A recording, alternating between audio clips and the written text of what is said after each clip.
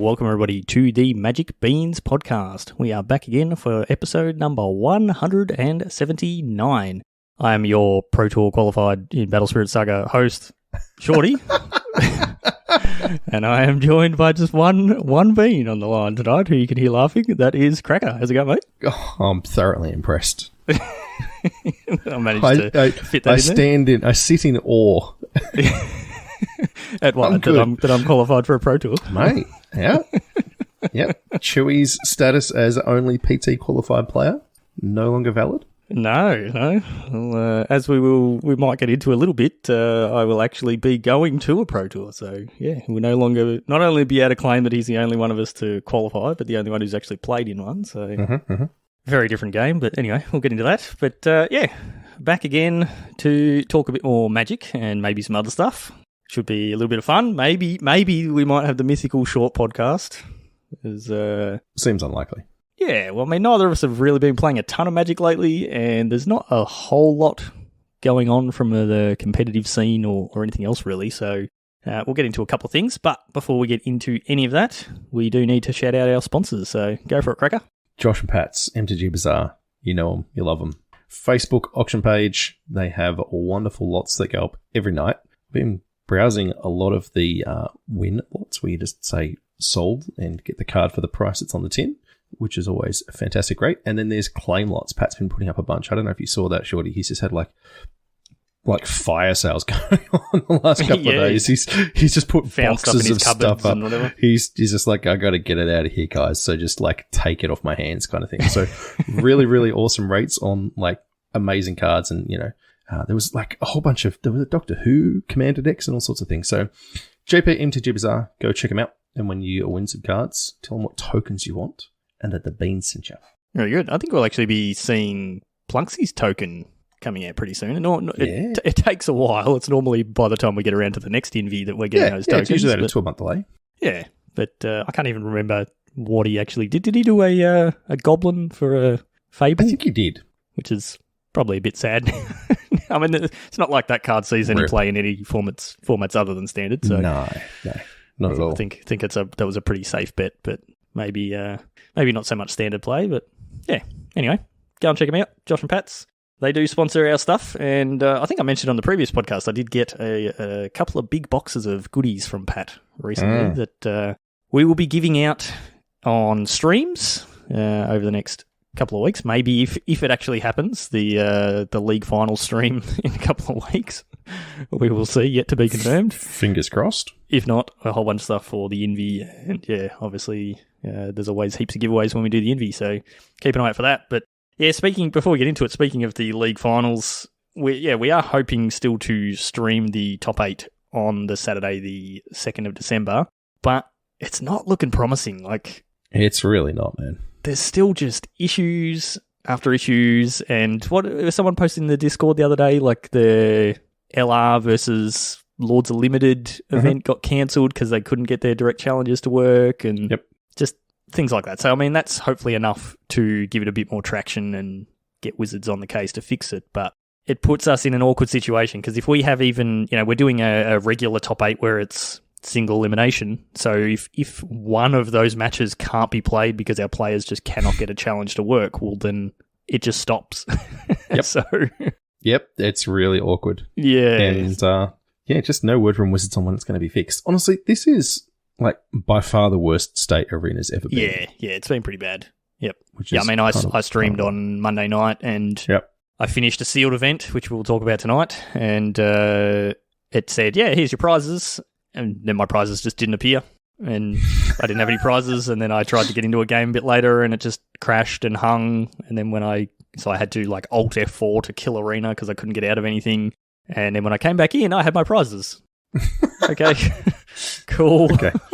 Nice. I mean, at least you got them eventually, I guess. I did, yeah. I was like, oh, at least I'm streaming. Like, I can log a ticket and go, hey, look, here's the video footage of me getting my prizes and then I'm not showing up. So, but don't know. We probably won't know until like a couple of days before the event if we're actually going to be able to go ahead and stream. If, like, we'll probably get our players to do a bit of testing, see if it's working for them in the few days before, and then we can make a call. I mean, even if we just get on and we stream 3 of the 4 like first round matches, and then we can't get any further than there. Like we can just sort of see how we go, but we'll do what we'll figure it out. Yep, it'd be good to do something, but yeah, we may not be able to do the whole stream, but who knows? Wizards may come out before them with a patch that actually works, and we'll be smooth sailing. Then it just comes down to me pushing buttons. yeah, exactly. Wizards is known for, patching things, fixing formats, making everything better in a timely manner. So I'll tell you who does do that in a timely manner. Battle Spirits Saga. Is that because they've got 11 cards? They've got 3 sets in. Actually, they've got 3 sets and an expansion set and a lore set and then a bunch of promo stuff. They've actually they've released a ton of product in this first year, which is really cool. But they did it. They did actually ban some cards. Like in their first year, they already banned a couple of cards. Nice. But they were super quick onto it. It was actually really well done and really well handled. It was like there was a month or so of players being unhappy with a certain card, and so they came out and said, okay, we're going to ban this card. It's going to be banned as of this date, which was like a couple of weeks' notice sort of thing. So there's a couple of tournaments between now and then. It'll still be legal for that. And then we're banning it as of this date. So then it affects the format for these events going forward. Here's our reasonings why we're banning it. But also, they did, which Wizards has done before, they did some preemptive bannings. They went, also, we're going to ban this card and this card. They also did a limited list. So there is a card that has been put as a one-off. You can only have a one-off, which I've always liked the idea of. Restricted. Okay. Yes. But yeah, they then gave a full breakdown of like, this is why we're banning these cards here. And it made the format amazing. So like hats off to them was very good. Awesome. But, yeah. Anyway, as we said, I have qualified for a Pro Tour. So I've been still, those who've listened to us for a while, I've talked about previously playing some Battle Spirits earlier in the year with Royce and a couple other guys. I took a quick trip up to Brisbane a few weeks ago and managed to finish 13th in that event, which was enough to qualify me for the Battle Spirits Pro Tour. So my initial thoughts were, I'm not going to be able to go. It's in America, in Portland, Oregon, the week before Christmas. Perfect timing and location. Yes. So the first thing I did was, look at flights and was like, yeah, it's $4,000 for flights. I'm not going. That's way too much. But on closer inspection, sort of figured out, okay, I can use some Qantas points, and turns out there's actually also a Grand Open the weekend before, which is the equivalent of a GP, which is what I went and played in Brisbane. There's one in Atlanta the weekend before, which is in America, but it is on the opposite side of the country. Nowhere near Portland. No, it is not. It is a very long way. It's like a 4.5 hour flight, I think. So that's how far away it is. It's further than flying to Brisbane. It's a fair distance. But yeah, working out some flights, I can actually go the weekend before, go and do the Atlanta Grand Open. I'm also an Atlanta Falcons fan, so they are playing a home game that weekend. Nice. So we'll hopefully be able to catch that and then fly to Portland and play in a Pro Tour, which is pretty exciting. Like, I'm not going to lie, Cracker. I'm excited for you, man. It doesn't matter what game it is. Just the fact that it's like, okay, this is that next level up pro, like bigger prize pool. You do well in this, you qualify for their world championship, that sort of stuff. As soon as I sort of figured out, okay, this is what I'm going to do with my flights, I can do it. Kat was all cool with it. Call my boss. He's all cool with it. It's just like, all right, I'm super excited. It's now a thing, yeah. So tell us about the PT. How big? What's the prizes? What are you going to play? What happens between now and when you go there to crush? Between now and then, I need to try and figure out what on earth I'm going to play. I think the prize pool is like $100,000. I think first is 25 grand from memory. Like and that's US. It's pretty good for their Pro Tours. The Grand Opens, the prize pool's 25 grand. I think first is 10 grand US for that. So even just that is pretty good. And then, the Pro Tour is pretty good prizing. And then, doing decent at the Pro Tour leads you into Worlds, which is obviously higher prizing again. But I'm brewing decks. The game is actually, it's been super enjoyable. When I first got into it, I know I spoke to you guys about it and I've spoken about it on the podcast. You just kind of assume, like us as sole Magic players, all we've ever played is Magic, really. May have dabbled here and there with random games or whatever, but we're Magic players. From a card game perspective. Yeah, exactly. Yeah. From a TCG, CCG, however you want to look at it, we are Magic players. And it's always been, Magic's like Lord of the Rings. It's the grandfather of everything else, effectively. Like all games have taken something from Magic, whether it's, their mana systems or just concepts and or how you play the game, whatever. There's always stuff that comes from Magic, and players always refer back to things related to Magic. And I would imagine game designers in the background are talking about, okay, this is how they do stuff in Magic. What can we iterate on that and improve on it and all that sort of stuff. Like it is the big game. And so we've just got, or me especially, I've always kind of just looked at it as like, well, why would I play another game? Like Magic's just, it is the game, and it's super complicated. It's hard to play. It's like, yeah, I'm a Magic player. I'm good at card games or whatever.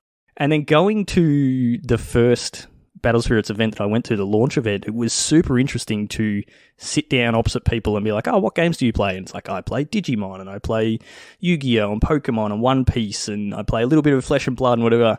There was very few Magic players there, but almost every single person that I spoke to played multiple games, and that concept was really weird to me.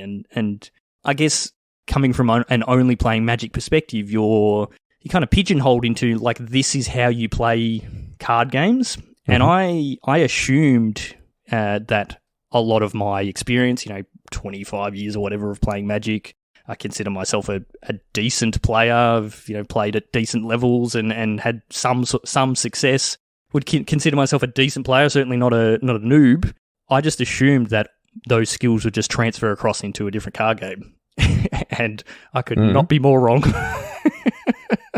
The game is just so different, and it's one of the things I've found is this game is much more along the lines of the other games, your Digimons, your Yu-Gi-Ohs, your Dragon Ball Z and One Piece and all that sort of stuff. They're just different. It's totally different to Magic, and there are concepts that transfer across, like your card advantage, your 2-for-1s, and card draw is always a good thing, and cards that let you loot are good, like letting you see more of your deck and all that sort of stuff. Like there's those overall concepts that transfer across, but it is so different. And I've just been really enjoying learning something completely different that is really challenging.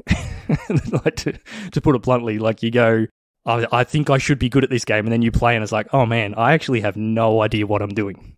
And yeah. Do you think that that's because you're trying to just relate everything back to Magic? Like, do you think that it's actually a disadvantage in some respects? Like, obviously we're talking about so card evaluation was one of the things I was just about to ask you on, is like, how do your skills in Magic card evaluation translate across to BSS and being able to identify synergies and those kinds of things? Because when we've played, they were very synergistic decks.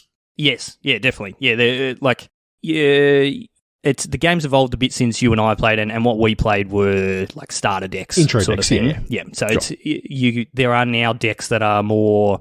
I'll have a bunch of decks built. We can play them over Christmas. Cool. There are decks that you would call like the equivalent of like a 4-color Omnath deck from Modern, where it's just value piles, like that are multicolored. There's mill strategies. There's super aggro strategies. There's just general sort of mid-range strategies. Those sorts of things. So knowing your archetypes and that sort of stuff from Magic certainly help. And I think that would translate across into other games. And the general card evaluation of, okay, this card says draw 3 cards, discard 2. And the cost of it is pretty low. I know that is a good card. It's same in Magic. Like, you draw 3, discard 2. You're just seeing more of your deck. Obviously, if you're paying 5 mana for that in Magic, it's no good. But if you're paying 3 or 2 mana, it's fine. So those sorts of things transfer across. What I found was a big issue was, particularly in deck building, when in Magic, obviously we have lands. You're constantly factoring in your mana base, and I need to have 17 lands, or I need to have 28 lands. Like, there's a huge difference in there, and can I play more lands so that I make sure I'm hitting every single land drop, but I've got ways to make the most out of those excess lands I draw. I've got triomes, so I can cycle them, or I've got ways to discard them, or something like that. Yeah, things like that, or like that's concepts in Magic where in BSS you've got no lands. You're getting cores. It works effectively kind of like Hearthstone, where you're getting an extra core every turn. But there are ways to ramp, and there's ways to get extra cores. And then so thinking about the concept, Magic, you go, okay, I want to go like turn 1, I play a 1-drop, turn 2 a 2-drop, turn 3, maybe 2-drop, 1-drop, whatever your plan is for your deck. In this, you're sort of factoring in the same thing, but also your life is your mana. So your life is represented by the cores, and the cores are what you use to cast your spells. As you take damage in the game, you get those cores to then use as mana. So wrapping your head around, okay, can I take this damage and does that benefit me because I've got more cores and so on? It's a wild concept, man. It is. Like it's taking really damage interesting. as mana ramp is very, very cool. Yeah. Very different. Yep. I'll shock you. I'll go and go and find a basic and put it into play tap. Yeah, effectively. And that's sort of what you have to look like at. That, right? Yeah. And it's that concept is so foreign to Magic that often I've found that I'm thinking about things the wrong way.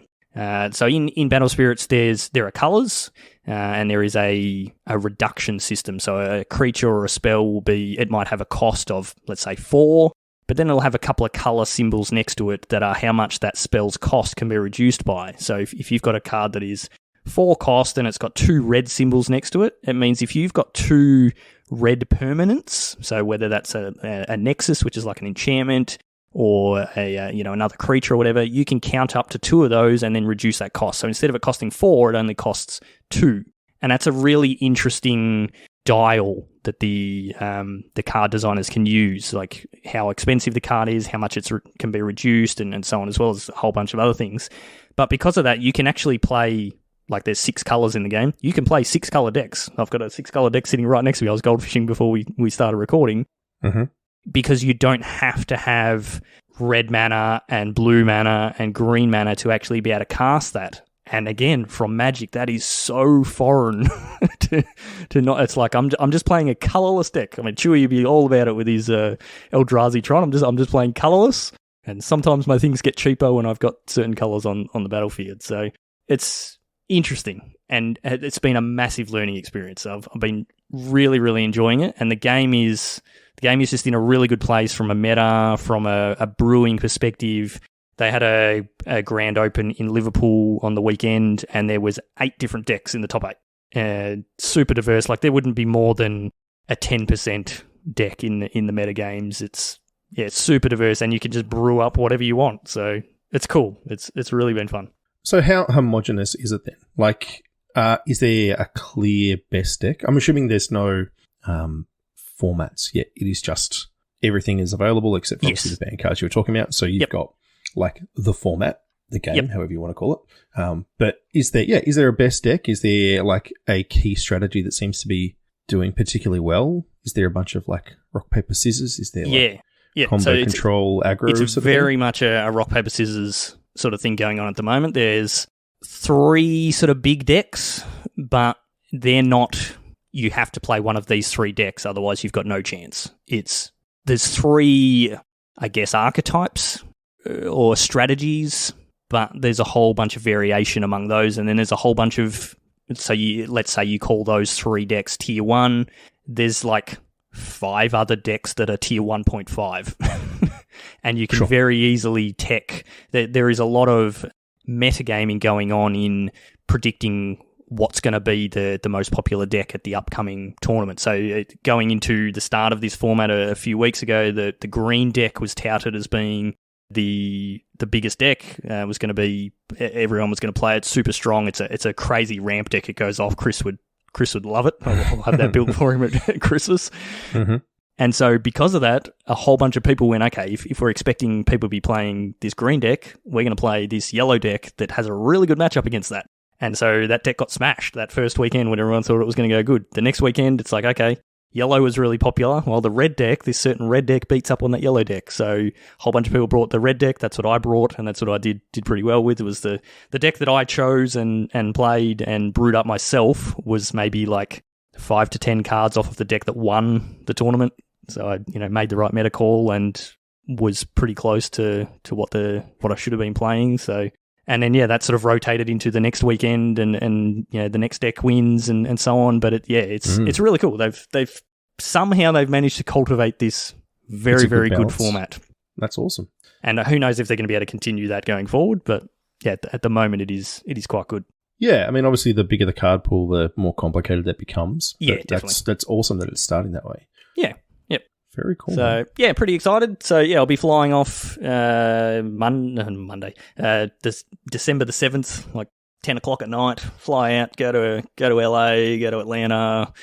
Yeah, spend the weekend playing in Atlanta, do a bit of sightseeing, and then then fly over to Portland, play in Portland, and then come home. So, fingers crossed I can win enough to cover my costs. Hopefully, win enough to fund a return trip back to the States and a Worlds invite, because they've got their World Championship.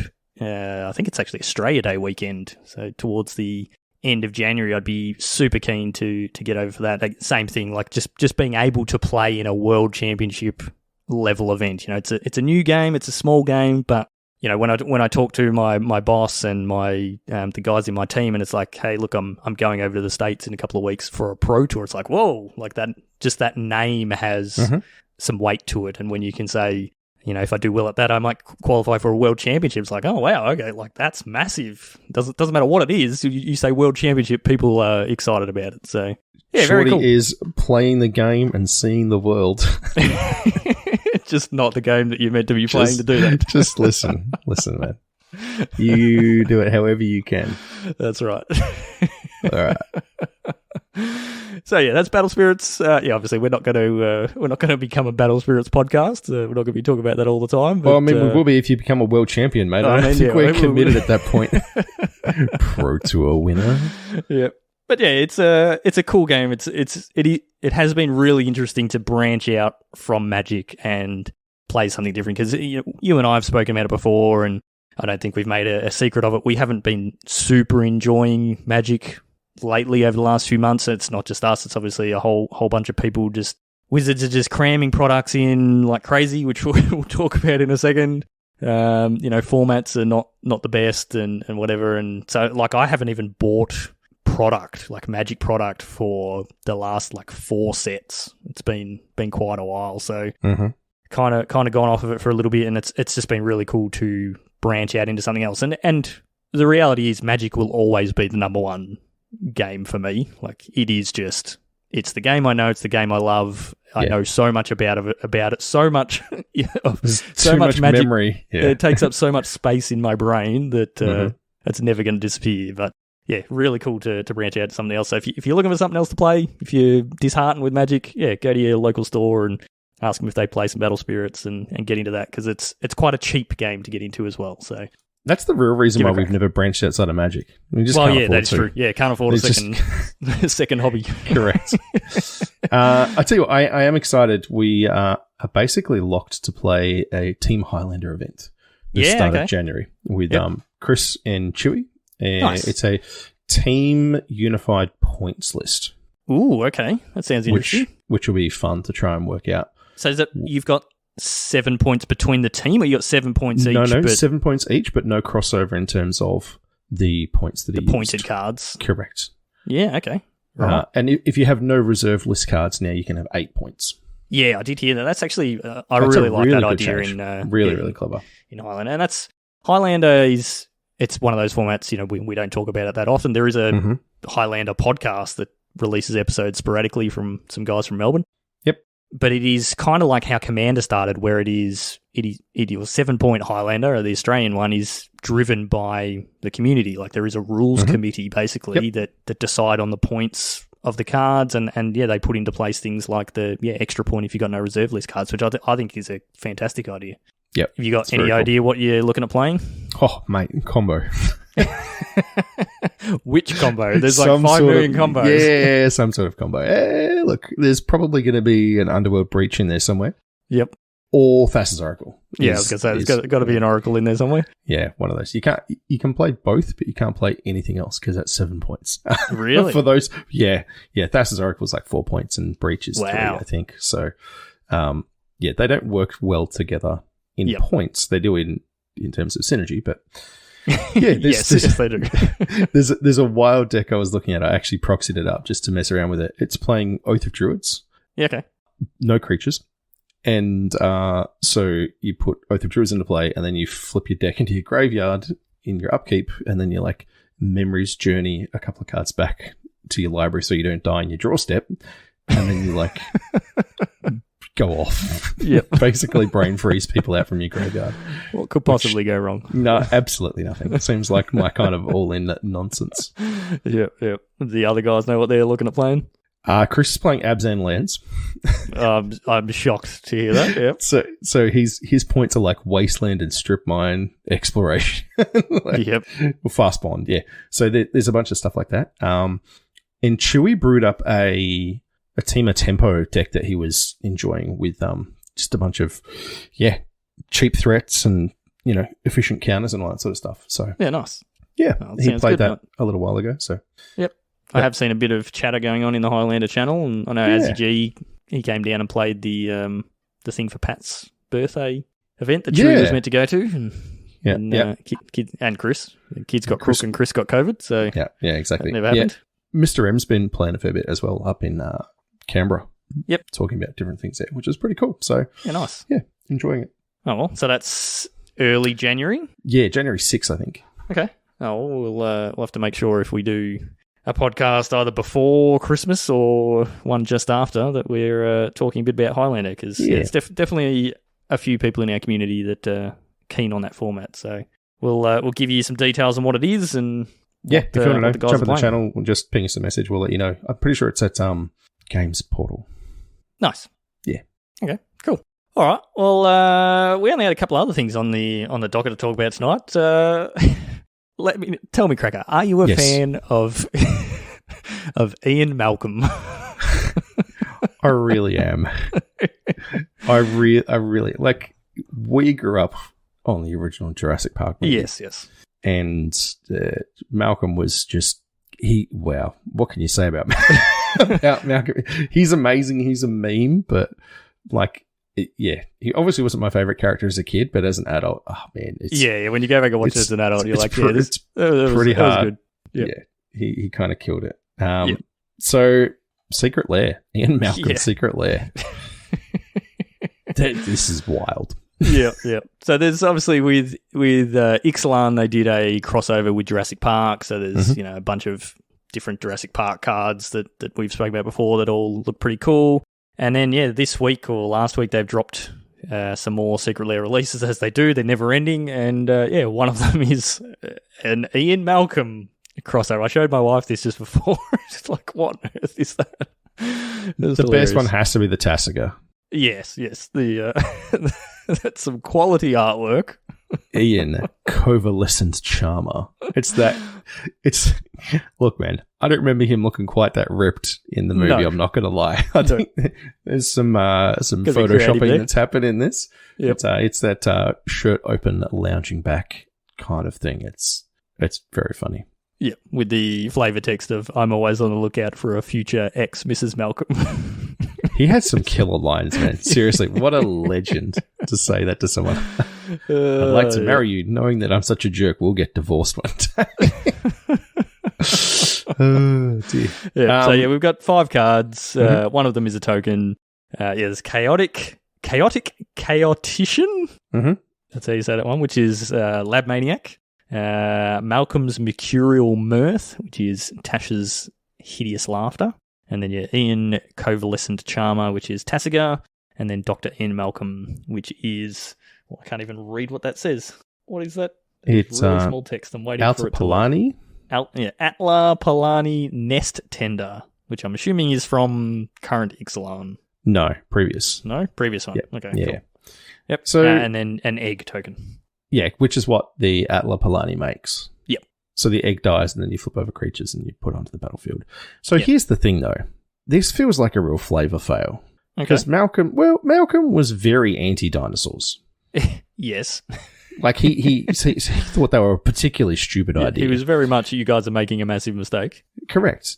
And spoiler, They were. Spoiler. In case you haven't seen Jurassic Park. Look, it's been out for 30 years now. Yep. So yeah, sorry about that. Also, way to age ourselves. Yes. But it's a nest tender. He didn't care for any of the dinosaurs out of the nest. Sure, he's there when one of the raptors gets born, but like, come on, we could have done better. Yeah. I don't know how they go Anyway. about choosing the things for the secret lair, but yeah, this most recent drop there is some cool art in them. I mean, we've sort of never really gotten into the secret lairs. We mention them every now and then. They just seem to be never ending. Yeah, correct. Every now and then, I mean, we've got Tomb Raider secret lair at the moment as well, which is just completely random. But sure, yeah, every now and then you get some that are really sweet, and you go, I really should buy that. I don't know if you've seen, Cracker, the snow-covered lands. Oh, I okay. haven't seen Locust God, no, but there is snow-covered lands that do look very, very cool. But I mean, buying lands is just it's just so you get. It's like $40 for one of each basic land. Yeah, it is not a cost-effective way to do it. No. If you go into the Ian Malcolm page, on the contents it says, receive a The Locust God promo card for every $200 spent in a single order. But it's that is cool art, yeah. It's very strange looking. Yeah. Does not look like a magic card. Yep. Sort of thing. I mean, that's kind of Secret Lair's jam, right? Yes, yeah. Have you? Some of the more recent ones are like they're very weird, unreadable. Yes, like the psychedelic ones or whatever they're called. My goodness. Yeah. Anyway, so if you're into Secret Lair and you're into Jurassic Park or whatever, then I'm sure this is something you're excited about. I will not be purchasing this, as I don't purchase any of the other Secret Lair products. So if you're into it, go for it. Yep, for sure. All right. So the other thing I want to talk about is, sort of first thoughts on Ixalan. It's obviously released on Arena nearly 2 weeks ago now. So we've had a bit of play, a bit of standard getting played, Pioneers in Pioneer, etc. And I played a little bit of limited. But we thought we'd have a bit of a look at that. You've said you've been watching some streams. Mm-hmm. I have. Yeah. Have you played anything? No, me either. I've not played any standard or any other format other than limited. What have you been seeing on the streams? So, Aspiring Spike is a lunatic, and I enjoy all the decks that he brews. But he's been playing a bunch of Inti Sentinel of the Sun, which is a card you talked about. But it's 1 unread for a 2/2, and it says whenever you attack, you may discard a card. When you do, put a +1/+1 counter on target attacking creature. It gains trample until end of turn. And then whenever you discard one or more cards, exile the top card of your library. You may play that card until your next end step.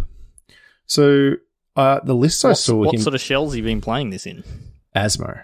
Oh, okay. So... Yeah, right. So this is modern, obviously. Yeah, playing it in modern. Yep. And so Street Wraith is a draw 2.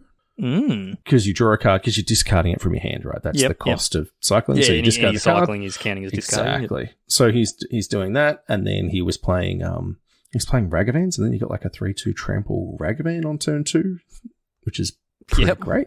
Yep.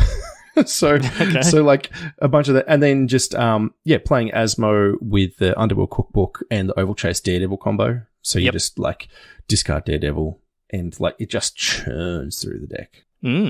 Very cool. Yeah, right. Is he having success with it? I don't know. No, I mean it's Spike. So yes, because he just like he brews these decks. He's just good. Like he just brews these decks and then crushes everyone, and people are like, that deck's amazing, and then they're like, no one else can win with it. Yeah, kind of. Yep. So yeah, that was one of the ones I've seen, and then there's a lot of complaints about fixed Cascade. I don't know if you're familiar. So Shorty, when we were talking a couple of weeks ago about the cards that we thought were cool for the set, I made a throwaway joke. I was like, by the way, in case vampires and merfolk and dinosaurs and like all these other things that were in the set wasn't enough, there's now an elephant in here too. Yes. Yeah. Turns out that card's kind of good. It's been seen a bit of play. So this is getting played in Pioneer? Yes, Pioneer. Is it seen playing Modern, or is it just Pioneer? Because it is... I don't think so. Actually, I did hear someone mention on a podcast, because it is a 5-mana spell, So actually, so they were playing it in Beanstalk. Sure. Because it's a 5-mana spell, so it triggers your beans, but you cascade.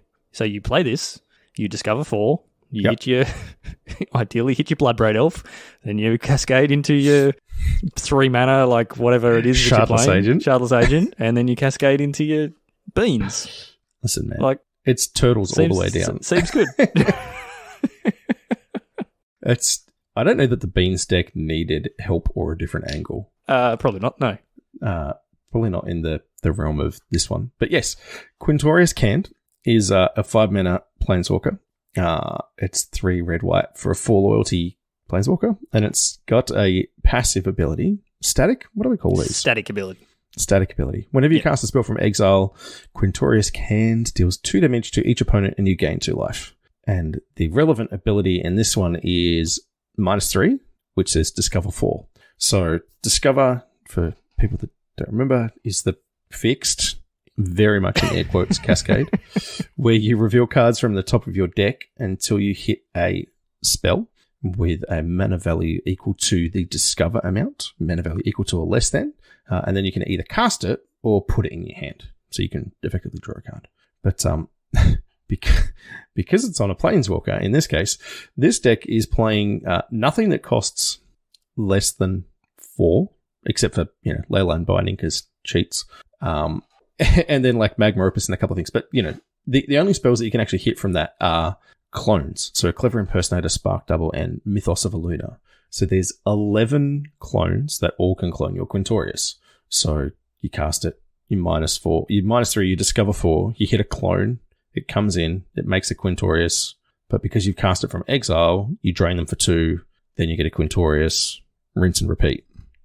And if you hit the Spark Double, it's non-legendary, so then you get to keep your 2 Quintoriuses, and then the next time you do it, it's -4. Seems good. Look, man, it's a thing that people are doing. And then there's also Trumpeting Carnosaur, which you said is a really good card, and you saw played against you in the Limited. Tell me about that one. Yeah, so this is 4 red for a 7/6 dinosaur with trample.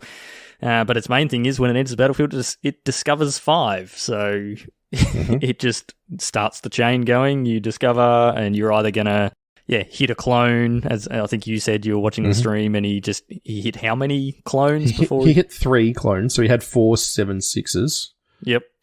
And you just keep chaining that, and then it's like, now I hit a Quintorius, so now I'll just discover 4, and then you're going to hit your clones again and keep it going. So interesting, very interesting. I don't know how good it is. I think you said you struggled against. He lost super hard to control.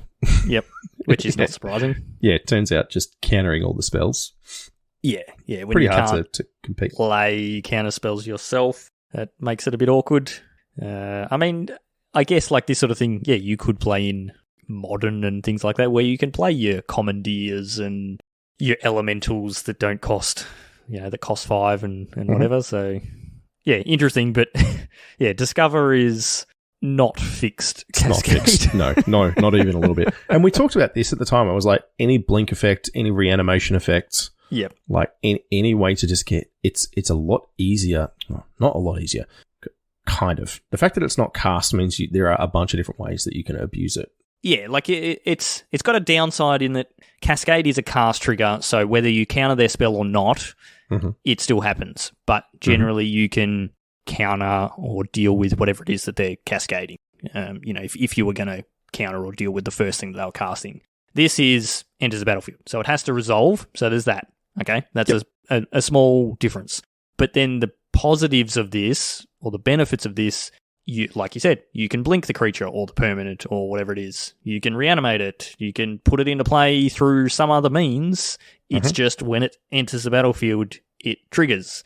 But then it's also one of the big downsides of Cascade is you can't play any other spells, because if you hit something that you don't want, you cast and it's like, oh, well, I hit a counter spell. Well, that's useless or whatever. Whereas this, you don't have to cast a spell.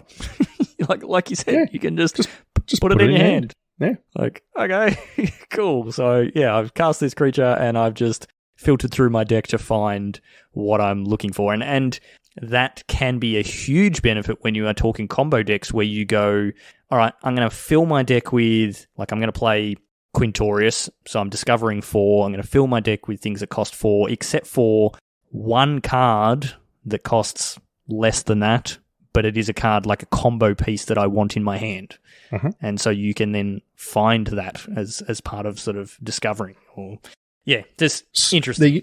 There used to be a sideboard Duke many years ago when Affinity was a deck in Modern. Yep. Sometimes Living End would play Kataki, the War's Wage, in the sideboard, and you would actually like violent outburst into a Kataki instead of into a Living End. Yeah. Look, I'm not saying that was ever good, but people still do it now. Like in Rhinos and things, sometimes people will cascade into, these silver bullets, which is, a way that you can kind of bait and switch, I guess. It's the whole, what are they going to do? It's like the other deck we've seen this happen a lot in is Creativity in Pioneer, when people used to go from Worldspine Xenagos to Hullbreaker Horror, right? Yep. To like, are you a combo deck, are you a control deck? And like, then there's that kind of back and forth mind game thing that we saw Reed Duke do it. Is that a PT or? It was PT that he won. Yep. Yeah, very cool. Yep. He spoiled my deck. I was all set to play that deck. It was my pet deck. I was going to play it the next weekend or whatever, and then he went and won the PT, and all of a sudden everyone knew all about it and how the deck worked. The jig was up. Yep. Thanks, Reed Duke. Jerk. With really great hair. You seem like a really nice man. And if by some... he doesn't listen to the podcast. That's fine. No, he's never ever going to hear it. Yeah, that's fine. We can say whatever we want. I mean, we could do that about just about everyone. That's fine. That's true. That Ty's bloke, unbelievable. Yeah. No, he definitely will listen. So another card I've heard is seeing quite a bit of play is Tashana's Tidebinder. I don't know if you've seen this one kicking around in Modern as well. Yep. 2 and a blue for a 3/2 Merfolk Wizard with Flash. When it enters the battlefield, counter up to 1 target activated or triggered ability.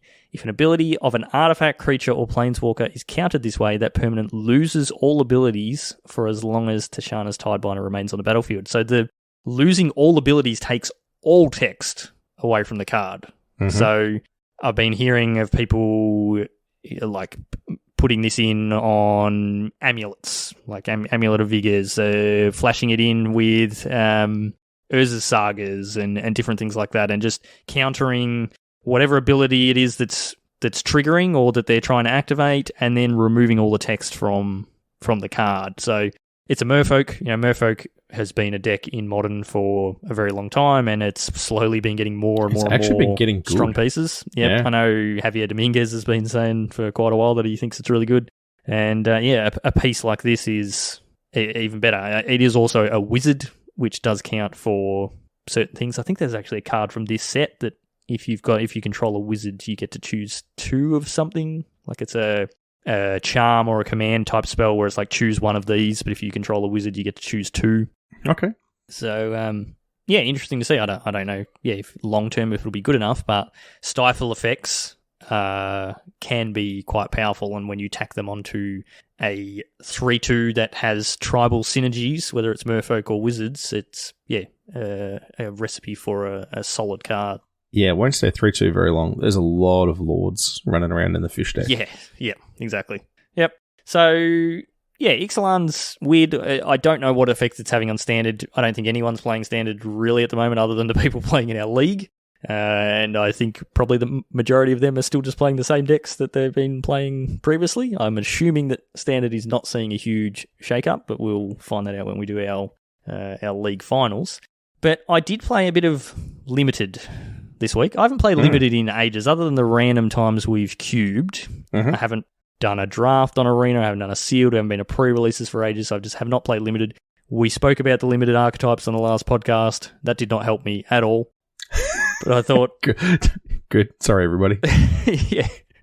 But, I was due to do my Monday stream. It's like, I don't really want to craft a bunch of cards and play some Standard in a format I'm not really that interested in. I'll play some Limited. I'll do a sealed. I haven't done a sealed in ages. That'll be fun. So, cracked my sealed pool, built a regular sealed deck. I think I was playing white-black that looked fine to me, and very promptly went 0-3. No, it wasn't even close. Didn't even have any close games. It was horrible.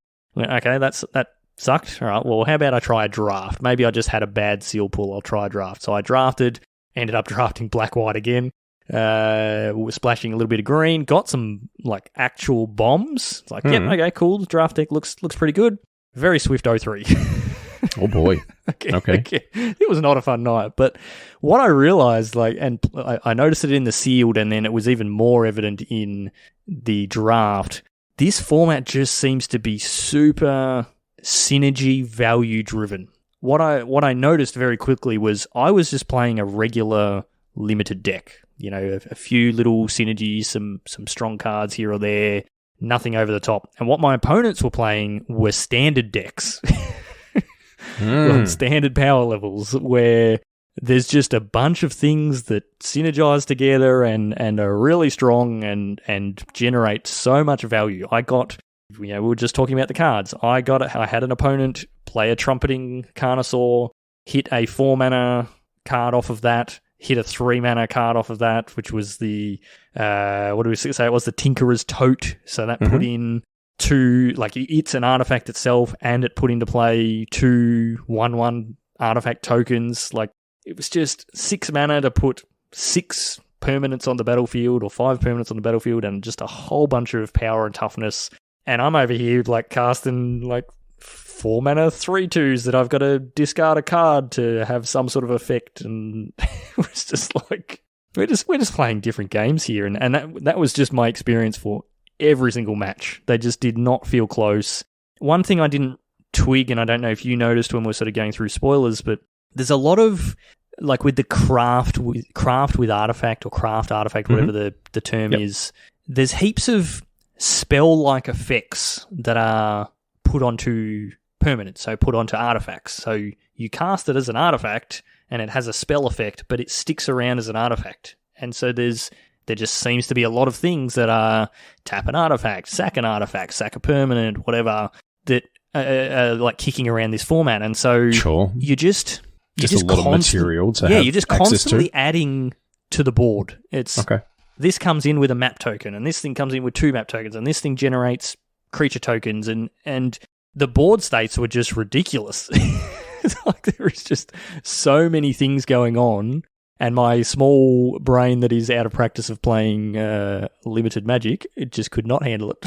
So I don't know how you go as a new player trying to get into these limited formats, but yeah, my impressions was if you can figure out this format and you know the synergies and you can figure out what goes with what, how to build those strong decks, you probably do really well. But if you're like me where you play stuff all limited, you're not going to have much fun. So do you think it was that you were playing limited from 5 years ago?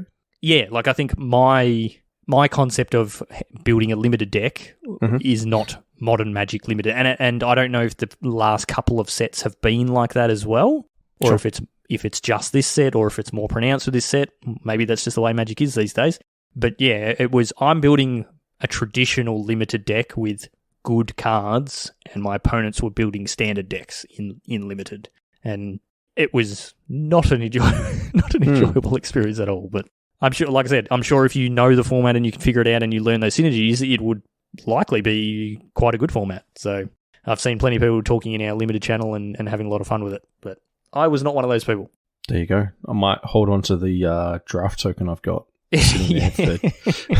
It's been chilling there for a minute every time I've got 4 of them sitting there. Yeah, it's just I might as well use one of those. Chewy did say, obviously Chewy's not on tonight. He did say he doesn't love this limited format either, but he can't put his finger on why.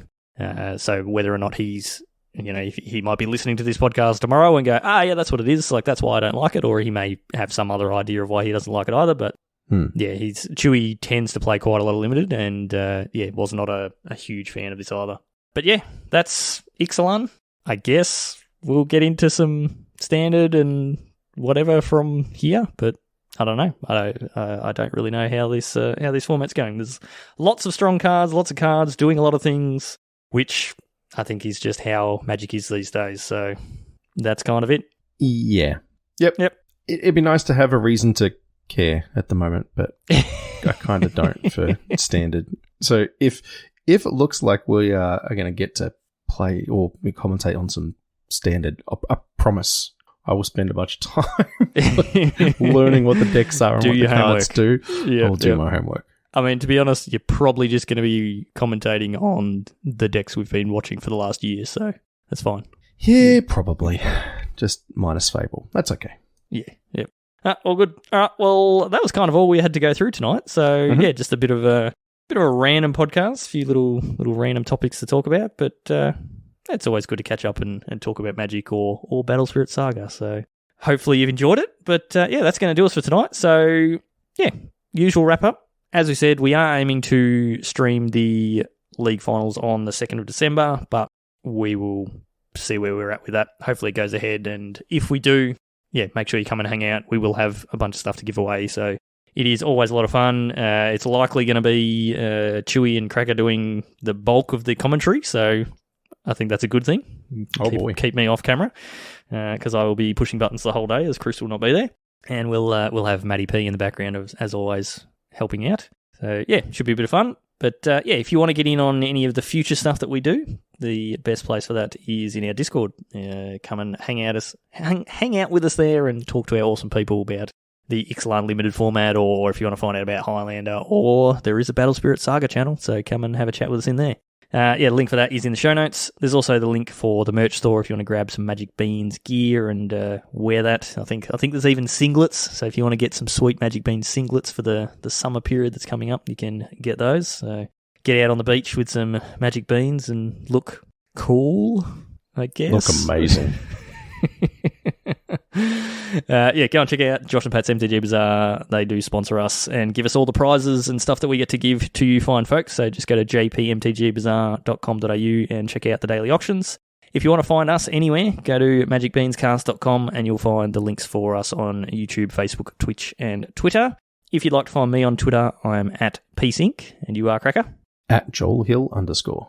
Very good. So that is going to do us for this week. Thank you, as always, for listening. Stay safe out there, and we will see you all next time.